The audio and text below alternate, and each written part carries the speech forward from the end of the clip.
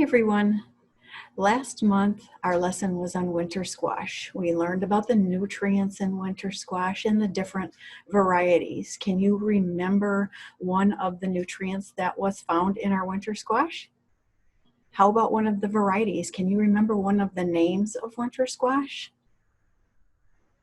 So this month we are learning a little bit about citrus fruit. And there are many different examples of citrus fruit, such as the common ones like lemon, oranges, limes, and grapefruit. But there are also some varieties of citrus fruit that aren't so common, and they are sometimes pretty unusual looking and unusually named. So I have a few of them that I would like to share with you today.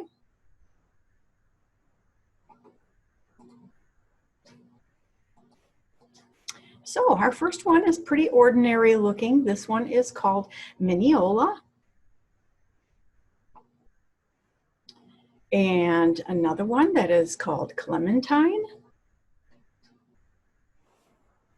Then we have one that is pretty neat looking. This one is called Blood Orange. And I've had these before. I really couldn't tell the difference between the blood orange and a regular orange. Other than the color, the taste is pretty much the same, maybe a little bit sweeter. Then we have one that is called kumquat. And this is just a teeny tiny small citrus fruit that you eat the entire fruit. You eat the rind and the inside. The rind is actually the sweeter part of the fruit. So that's pretty neat. Then we have one that's called pomelo. This is similar to a grapefruit. You can peel this or section it out. It's easier actually to peel it. It has a very thick rind, but the flesh, the fruit itself is very sweet.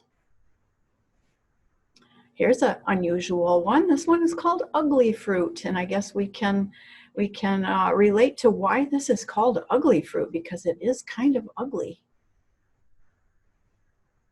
And then our last one is called Buddha's hand. This is very unusual also. This is one I haven't tried. I would very much like to find one of these in the grocery store and give this a try. So the next time you are in the produce area of the grocery store, look around. See if there's something different that you've never tried, something unusual.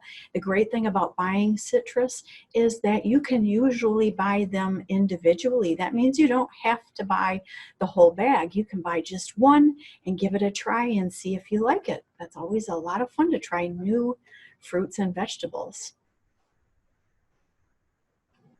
So our nutrients in citrus are vitamin C. It's an excellent source of vitamin C, and we know that vitamin C is good for our immune system.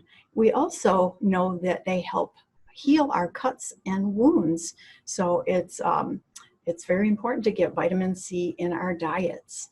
Vitamin C is just one of the nutrients in there. The citrus also contains potassium, which is good for our muscles, and vitamin A for our eyes, remembering that all of our orange fruits and vegetables are good for our eyes, and fiber for our digestive system. So it's a great thing to include in our diets. Unlike other fruits, citrus cannot be grown here in Michigan.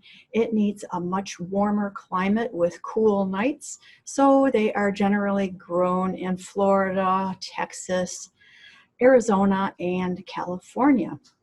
And actually right now is the season for citrus, so you'll find a lot of them in our grocery stores right now. Citrus is grown on large shrubs or small types of trees. They're evergreens, so they do not lose their leaves, and they have very fragrant white blossoms. Unlike other fruits, citrus fruit does not continue to ripen after it has been picked. And when they process citrus fruit, there's no waste. The flesh is used for juices. The peel is used for oils in marmalade, and the seeds are actually used for oils also. So it's all used. There's absolutely no waste.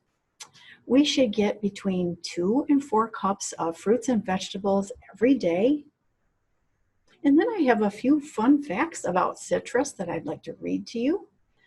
Citrus fruit is actually considered a berry with a tough rind. Who would think that those are actually berries?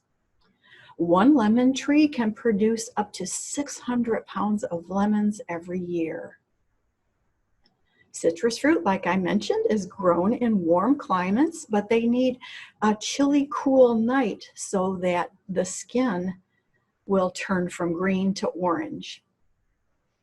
And the next time you eat an orange, count those little segments. There are usually 10 of them in each orange. The flowers of an orange tree are white and have a wonderful smell, so they are actually made into perfume. They're used to make perfume. So that's all pretty neat, interesting facts. I hope you enjoyed our citrus lesson, and I'll see you again next month.